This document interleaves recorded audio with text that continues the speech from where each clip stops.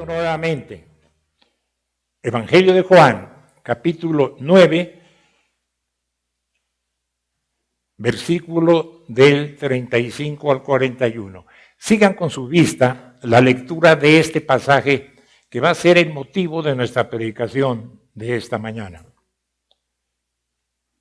Y dice así: oyó Jesús que le habían expulsado y hallándole le dijo: ¿crees tú en el Hijo de Dios? Respondió él y dijo: ¿quién es, Señor, para que crea en él? Le dijo Jesús: pues le has visto, y el que habla contigo, él es. Y él dijo: creo, Señor, y le adoró. Veamos el siguiente versículo. Dijo Jesús: para juicio he venido yo a este mundo. Para los que no ven, vean, y los que ven, sean cegados. Entonces algunos de los fariseos que estaban con él, al oír esto le dijeron: ¿acaso nosotros somos también ciegos? Jesús les respondió: si fuerais ciegos, no tendríais pecado. Mas ahora, porque decís, vemos, vuestro pecado permanece. Les voy a pedir que mantengan su Biblia abierta en este capítulo 9 de Juan, que vamos a consultar en varias ocasiones para que ustedes puedan seguir el curso de esta predicación. Y hagamos una pequeña introducción antes de entrar a nuestro tema. La enfermedad es un efecto universal de la caída como resultado del pecado. Es muerte de la existencia en un mundo imperfecto. Aflige a todos los seres humanos y nos recuerda que somos polvo, como lo expresa el Salmo 103, versículo 14. Y al polvo volveremos. Génesis 3, 19. No importa cuál seamos cuidadosos y conscientes de nuestra salud. Aún las personas tendremos que pasar algo que a la larga es inevitable. Quienes se dedican a tratar las enfermedades tienen la más alta consideración en la sociedad. Hablo de los médicos. Pero hermanos, a pesar de la gran tecnología que utilizan, tienen limitaciones. Los avances científicos de estos tiempos son impresionantes, pero lo máximo que pueden hacer es retrasar la muerte. Por otro lado, Dios no tiene ninguna limitación en su capacidad para sanar, como todas las otras cosas de la vida. Él es soberano sobre la enfermedad y la sanidad, como lo expresa el libro quinto de Moisés, y me refiero a Deuteronomio, capítulo 32, versículo 39. Y todo lo que hace, lo hace de forma sobrenatural. Con mucho, la más grande manifestación de sanidades milagrosas en la historia se dio durante el ministerio terrenal del Señor Jesús. Pero vayamos a algunos pasajes en este capítulo 9, en el versículo 1. Vamos a detallarlos para que podamos entender la verdad que expresa la enseñanza de esta mañana. Dice el capítulo 1, brevemente: al pasar Jesús, vio a un hombre ciego de nacimiento. Se cree que Jesús, al salir del templo, encontró a este hombre sentado en una de las puertas del templo, pidiendo limosna. No se nos dice cómo Jesús y sus discípulos descubrieron que este hombre había sido ciego de nacimiento. El versículo 2 nos dice: y le preguntaron sus discípulos, diciendo: Rabí, ¿quién pecó, este o sus padres, para que él haya nacido ciego? Este ciego le resulta un problema teológico al razonar así. Hermanos, detrás de toda aflicción y defecto físico hay un pecado. Generalmente el pecado del que tiene el problema. ¿Cómo puede ser así? Si la persona nace con un defecto, ¿es entonces castigado por el pecado de sus padres? En el versículo 3 Jesús responde: no es que pecó este, ni sus padres, sino para que las obras de Dios se manifiesten en él. Todas las cosas, incluso las aflicciones y calamidades, tienen como propósito último la glorificación en Cristo por medio de la manifestación de su grandeza, tal como nos lo dice este mismo capítulo 1, versículo 14. Y pasando al versículo 6, precisamente, de este capítulo 1 de Juan, dicho esto, dice: Jesús escupió en tierra e hizo lodo con la saliva y untó con el lodo los ojos del ciego. Versículo 7. Ve y lávate al estanque de Siloé. Fue entonces que se lavó y regresó viendo. Hermanos, este hombre no protesta, sino que obedece de inmediato. Va al estanque y con la mano recoge agua, se lava con ella el lodo de los ojos. Su obediencia recibe recompensa inmediata. Regresó viendo. En este pasaje, la sanidad del griego habla del poder milagroso y divino de Jesús. La Biblia nos dice que la autoridad del Padre le fue concedida a Jesús con poder, como lo expresa Mateo 12, 28. Tenemos que entender que no podía ser una recuperación natural de su visión, porque el hombre era ciego de nacimiento y vio inmediatamente, como nos lo expresa el versículo 7. No podía ser el resultado de un tratamiento médico, porque la cura de la ceguera estaba más allá del conocimiento médico de su época. Pero también es necesario comprender de una manera paralela lo expresado en las Escrituras, en donde la ceguera metafóricamente representa la incapacidad del hombre caído para comprender la verdad divina. Esta es la enseñanza que el Señor nos quiere mostrar en este día. Vemos en el libro de Isaías, en el capítulo 43, versículo 8, donde se refirió al pueblo ciego que tiene ojos y a los sordos que tienen oídos. Jeremías capítulo 5, versículo 21, describe al pueblo necio y sin corazón, que tiene ojos y no ve, que tiene oídos y no oye.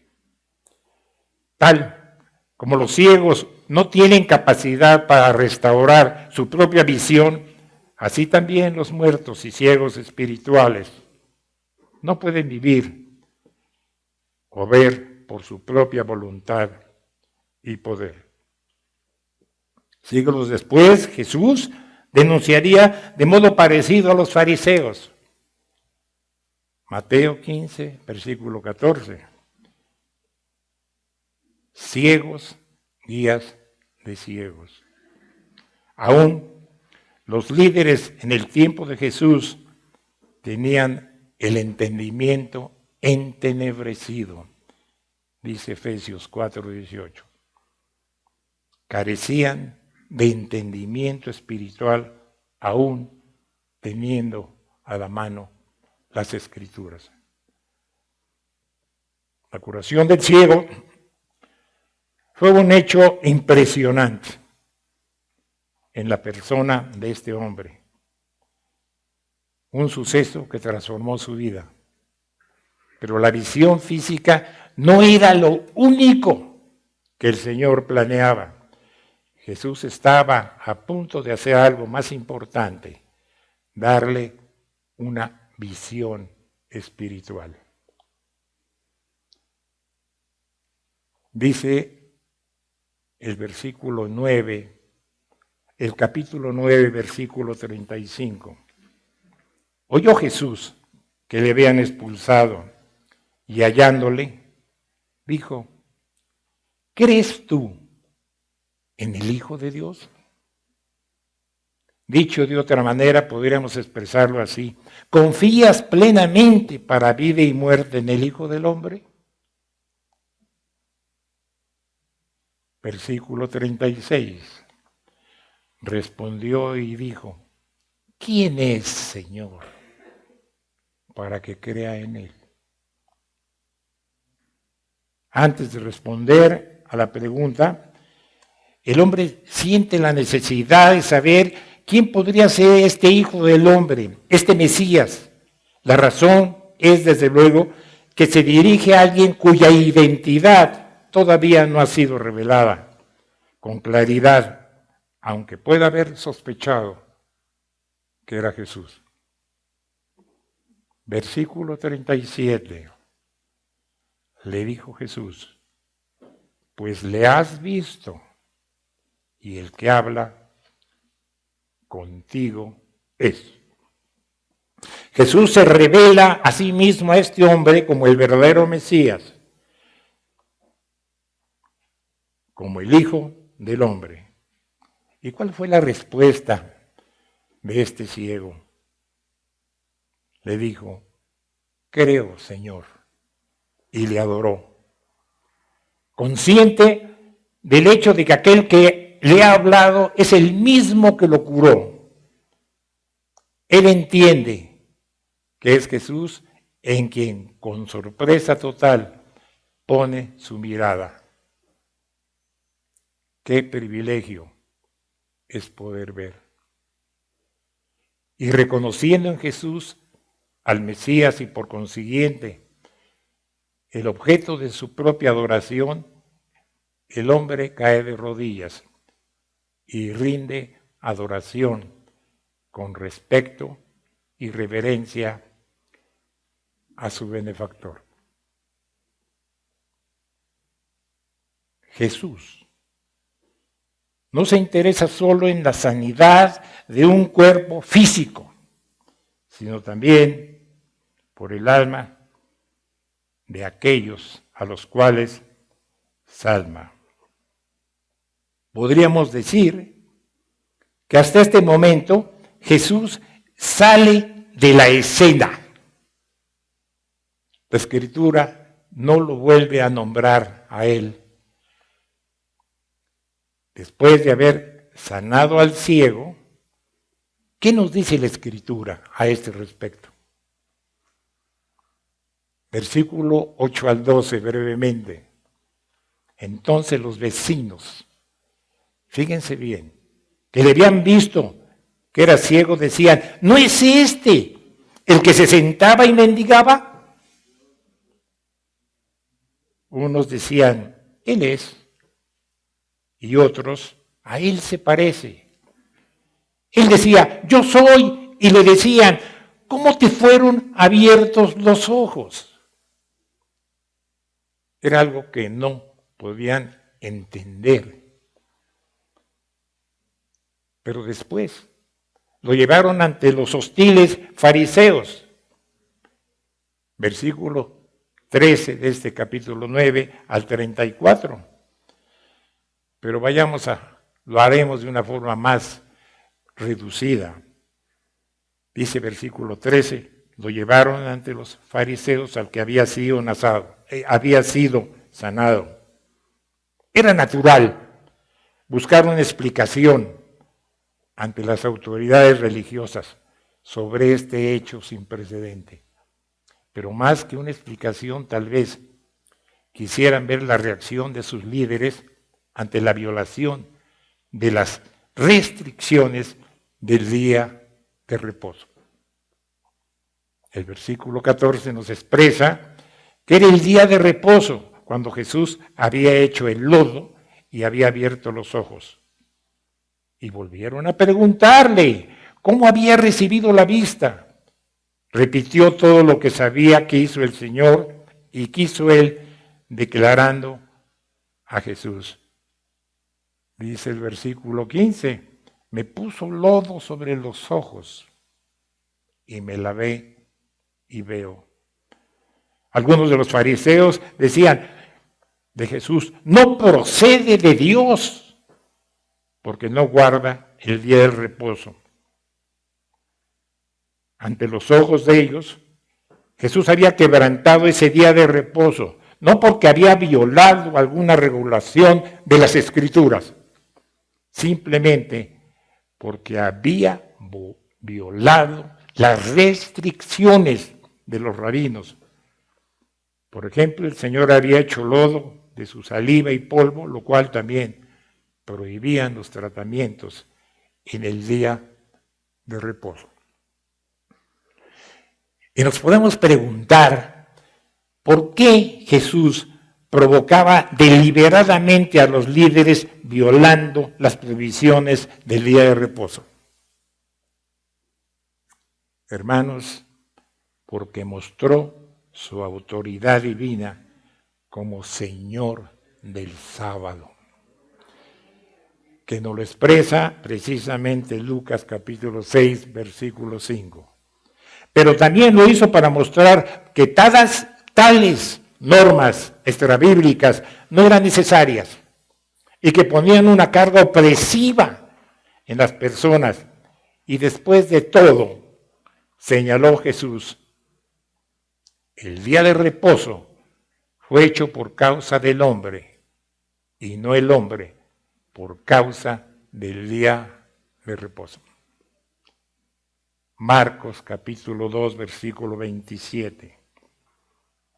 Sin embargo, otros se preguntaban, ¿cómo puede un hombre pecador hacer estas señales? Versículo 16. En contraposición al razonamiento del primer grupo, que decían, solo quien viene de Dios puede abrir los ojos de los ciegos. Entre tanto, Jesús viene de Dios y había disensión entre ellos. Versículo 17. ¿Qué dices tú del que te abrió los ojos? Los fariseos arrogantes preguntaban la opinión de un pordiosero humilde, lo cual refleja o que se estaban burlando del hombre o que estaban confundidos y divididos en esa respuesta de él, enfática y audaz. Decía él, ¿qué es profeta? Demuestra que él captó la realidad que los fariseos espiritualmente se negaban a ver. Que Jesús era enviado de Dios. Sin embargo, el conocimiento que tenía del Señor hasta este momento no era completo. Los judíos en el versículo 18 dicen, no creían que él había sido ciego y que había recibido la vista. Por lo tanto, llamaron a los padres del que había recibido la vista, y aunque otros podían estar errados acerca de su identidad, solo los padres sabían si era su hijo. Y tenían 3 preguntas relacionadas a este respecto. ¿Es este vuestro hijo? ¿Nació ciego? ¿Cómo pues? Vea ahora. Los padres respondieron con cautela. Lo identificaron como su hijo. Afirmaron que nació ciego y evadieron la última pregunta diciendo, como lo expresa el versículo 21, como ve ahora, no lo sabemos. O quién le haya abierto los ojos. Nosotros tampoco lo sabemos. Sugieren a los fariseos que le pregunten a su hijo por la explicación, pues ya era responsable y podía hablar por sí mismo. Los padres lo habían abandonado. Lo vemos en el versículo 22 y 23. Esto dijeron sus padres porque tenían miedo de los judíos, ya que habían acordado que si alguno confesase que Jesús era el Mesías, fuera expulsado de la sinagoga. Por eso dijeron sus padres, ¿qué edad tiene? Preguntadle a él. Finalmente lo habían excomulgado. Versículo 34, diciéndole, tú naciste de todo en pecado y nos enseñas a nosotros. Y lo expulsaron. Fue entonces cuando Jesús, al saber que lo habían expulsado de la sinagoga, Jesús lo busca. Acuérdense que hemos hablado que Jesús de pronto sale de la escena, pero la Escritura nos dice que Jesús mismo lo busca y le encuentra. Y hallándolo como su Redentor, por cuanto le había dado la vista, tomó Jesús la iniciativa para abrir sus ojos espirituales. Y aunque fue rechazado por los líderes religiosos, el Redentor lo había buscado. Veamos algunas cosas que nos enseña este pasaje. Primero, la visión espiritual requiere la iniciativa divina. Hermanos, viene de Dios. Si Dios no tomara la iniciativa en nuestra salvación, nadie se hubiera salvado, pues los pecadores no pueden buscarlo por su cuenta. ¿Qué nos dice a nosotros Romanos 3, versículo 10 al 12? No hay justo ni aún uno. No hay quien entienda. No hay quien busque a Dios. Todos se desviaron. A una se hicieron inútiles. No hay quien haga lo bueno, ni siquiera uno. Pero ¿dónde se muestra la gracia del Señor? El Evangelio de Juan, capítulo 6 al 37, Jesús dice, todo lo que el Padre me da, vendrá a mí. Y el que a mí viene, no le echo fuera. Versículo 44 de ese mismo capítulo 6, dice, ninguno puede venir a mí si el Padre que me envió no lo trajere, y yo lo resucitaré en el día postrero. Un versículo más, versículo 65, y dijo, y por eso os he dicho que ninguno puede venir a mí si no le fuere dado del Padre.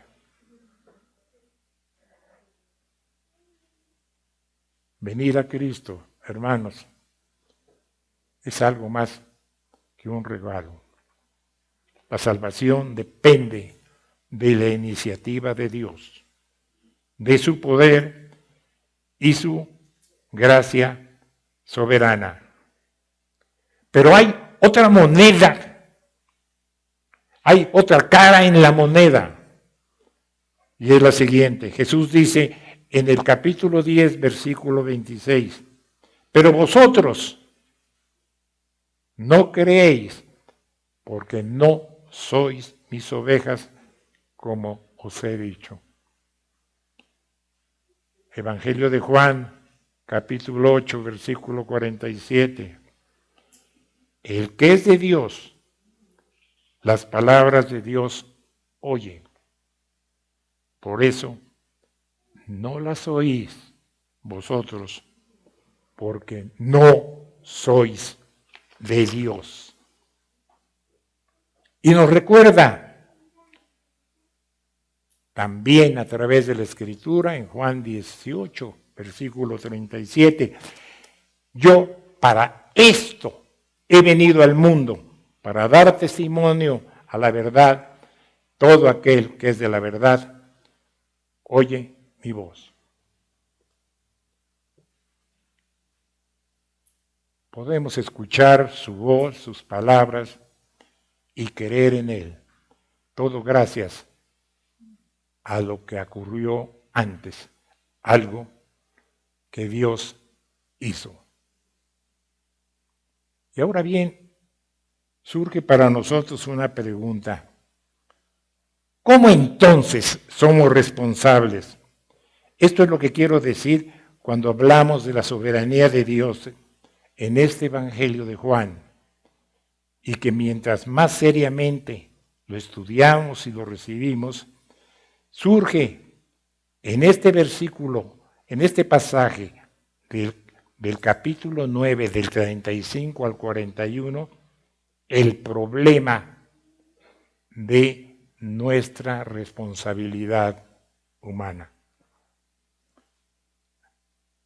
Leo con mucho cuidado este pasaje. Síganlo con su vista. Jesús dijo: yo vine a este mundo para juicio.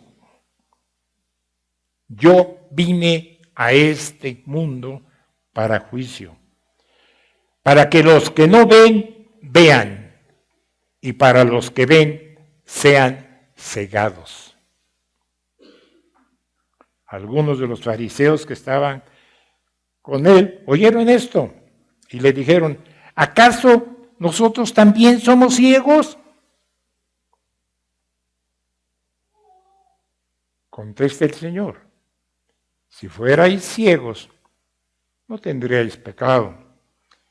Pero ahora, porque decís, vemos, vuestro pecado permanece.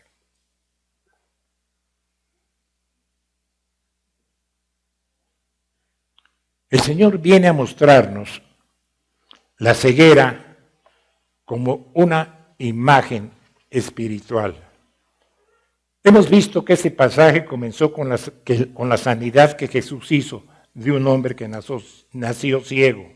Ocurrió un mensaje físico. Jesús lo hizo el día de reposo, lo cual estaba en contra de la ley, según los fariseos. Y así se desató un conflicto. Y a medida que esto sucede, el mendigo ciego está viendo cada vez con mayor claridad y los fariseos están viendo cada vez menos claramente. El mendigo pasa a ver a Jesús, como nos dice el versículo 11, como un hombre. Dice, aquel hombre que se llama Jesús hizo todo. Lo ve como un profeta. Y entonces volvieron a decirle al ciego: ¿qué dices tú del que te abrió los ojos? Y él dijo: es un profeta. Versículo 38, como hemos visto, dijo: creo, Señor, y le adoró. Aquí vemos que los fariseos avanzan en dirección opuesta. Versículo 16, este hombre no procede de Dios porque no guarda el día de reposo. Otros decían, ¿cómo puede un hombre pecador hacer estas señales? ¿Y había disensión entre ellos?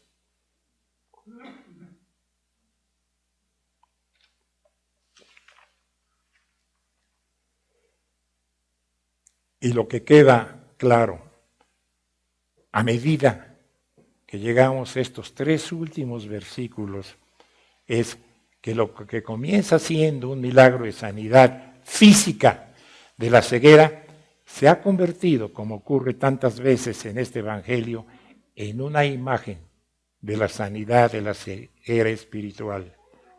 Y esto es lo que da lugar a la pregunta: si somos espiritualmente ciegos, ¿cómo podemos ser responsables de ver? Y si somos ciegos, ¿cómo podemos ser juzgados por no ver? Vayamos al versículo 39 y leámoslo con cuidado. Jesús dijo: para juicio he venido a este mundo, para que los que no ven, vean, y los que ven sean cegados. Esto aparentemente es discordante a primera vista, porque Jesús dijo en otros pasajes que Él no vino al mundo para juzgar. Recordemos este pasaje, Juan capítulo 3, versículo 17. Juan capítulo 3, versículo 17 dice: porque no envió Dios a su Hijo al mundo para condenar al mundo, sino para que el mundo sea salvo por él. Un pasaje más. Evangelio de Juan, capítulo 12, versículo 47. Al que oye mis palabras y no las guarda, yo no le juzgo, porque no he venido a juzgar al mundo, sino a salvar al mundo. ¿Hay alguna contradicción en las palabras del Señor? Hermanos, esto solamente es aparente, no es real. Y veamos por qué. Cuando Jesús dice que no vino a juzgar, quiere decir que la condenación no es su propósito primario o directo. Él vino para salvar. Sin embargo, cuando dice yo vine a este mundo para juicio, quiere decir que inevitablemente, de la misma forma en que salvó a las personas por la verdad, el amor y la justicia, ocurrirá una división y rebelión, y las personas serán confirmadas en su incredulidad. La misión de Jesús, hermanos, es salvación. Quisiera poner un ejemplo con el fin de que sea más claro lo que expresa esta verdad. Es como un médico que es llamado a amputar el brazo de un hombre por una terrible infección, a fin de salvarle la vida. Justo antes de que el enfermo sea anestesiado, pregunta al doctor: ¿viniste a cortar mi brazo? El doctor responde: no vine a cortar tu brazo, vine a salvar tu vida. Seguro es que todos sabemos lo que quiso decir. El ministerio de Jesús es que salva y condena. Ciertamente, su misión no era condenar, era salvar. Pero Él salva al ser sincero, al que cree en la verdad de su palabra y hace la verdad. Esto lo expresa precisamente el mismo Evangelio de Juan, capítulo 18, versículo 37, donde Jesús dice, Juan, capítulo 18, versículo 37, yo para esto he nacido y para esto he venido al mundo, para dar testimonio a la verdad. Todo aquel que es de la verdad, oye mi voz. Y los que no son de la verdad y rehúsan aceptarle como Salvador, por ello son condenados. Un ejemplo claro se ve precisamente también en el capítulo 3, versículo 19 de Juan. Dice, y esta es la condenación. Vean con qué palabras tan tremendas nos habla la Escritura. Y esta es la condenación, que la luz vino al mundo y los hombres amaron más las tinieblas que la luz, porque sus obras eran malas.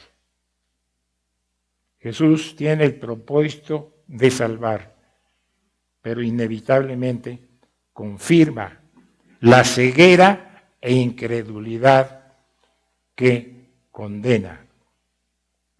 Así, la primera mitad de este versículo 39, Jesús explica, para juicio he venido.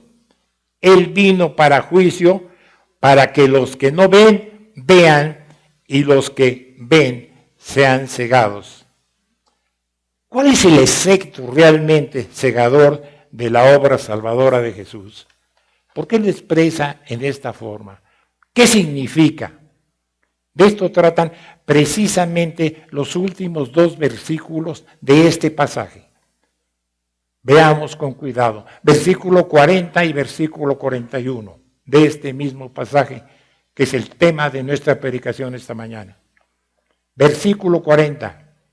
Entonces algunos de los fariseos que estaban con él, al oír esto, le dijeron, ¿acaso somos también ciegos? Miren, hermanos, Jesús ve exactamente hacia dónde iban sus mentes.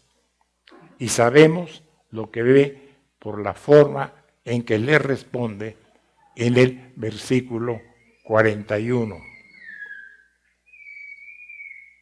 En ese momento, los fariseos están pensando y Jesús lo percibe así. Si bien somos ciegos, entonces realmente no tenemos culpa o pecado. No puedes juzgar a una persona por no ver. Ese es el rumbo de sus mentes. Ellos están levantando nuestra objeción por nosotros. Yo les pregunto, ¿esto es lo mismo que pensamos, hermanos? Sabemos que esto es lo que Jesús ve en sus mentes, porque así responde en el versículo 41. Jesús le respondió, si fuerais ciegos, no tendríais pecado, mas ahora, porque decís, vemos, vuestro pecado permanece. Veamos lo que los fariseos quieren decir con esta palabra de ciegos. Trataré de hacerlo de una manera muy sutil. En la primera parte de este versículo 41, Jesús está utilizando la palabra ciegos en el mismo sentido que la usaron en él. ¿Acaso somos también ciegos? Tenemos que hacer esto muchas veces cuando hablamos con las personas, determinar en qué forma definen las cosas y entonces responder a esas definiciones. Su definición es algo así como, la ceguera es una condición de la mente, que si usted la tiene, no es culpable de pecado. Y Jesús está bien. Veo hacia dónde van utilizando esta definición. No, ustedes no están ciegos. que es la primera parte del versículo 41. Tienes razón, según tu definición de ceguera. Si ustedes son ciegos, utilizando esa definición, no tendrían pecado o culpa. Así que ustedes no están ciegos en ese sentido. Si solo estuvierais sin la luz, el verdadero conocimiento de Dios, la santidad, la justicia y el gozo, sino también conscientes de esta condición deplorable y anhelando vehementemente la salvación de Dios, de nada se les acusaría.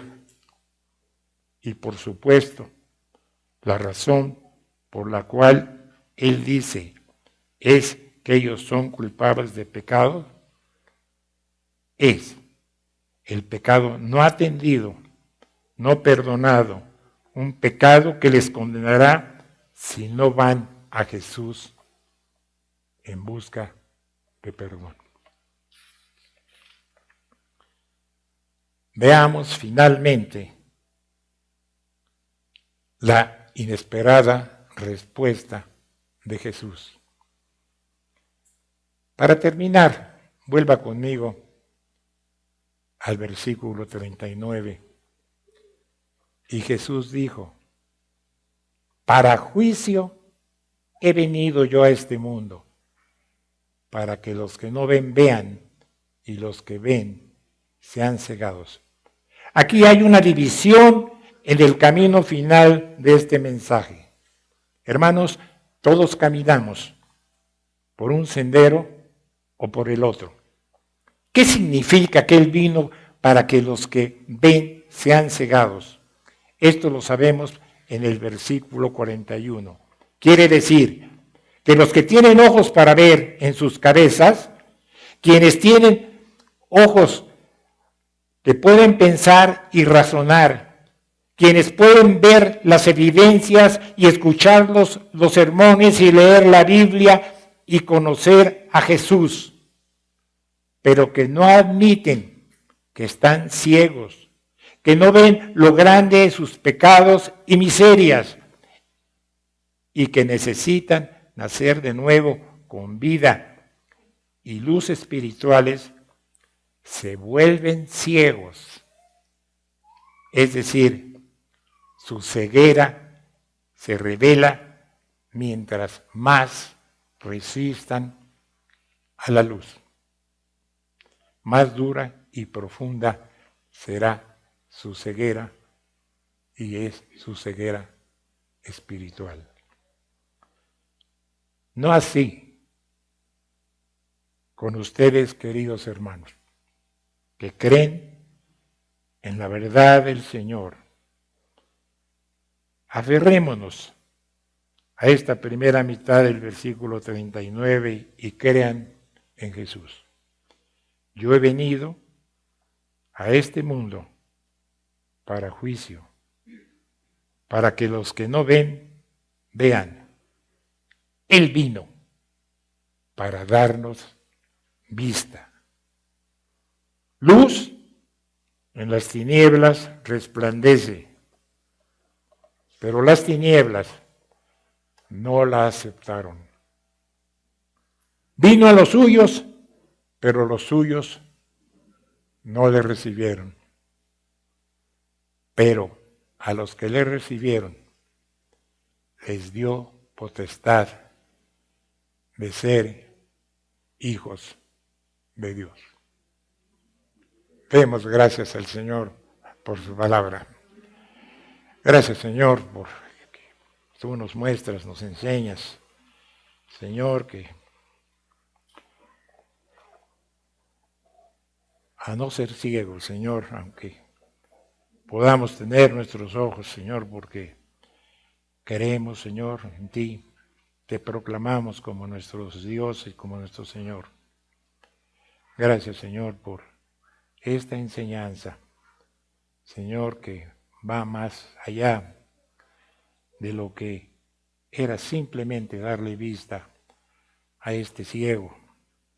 Señor, permite que nosotros te veamos más aún, Señor, con nuestros ojos espirituales. Te damos gracias por ello, Señor, en el nombre de Jesús.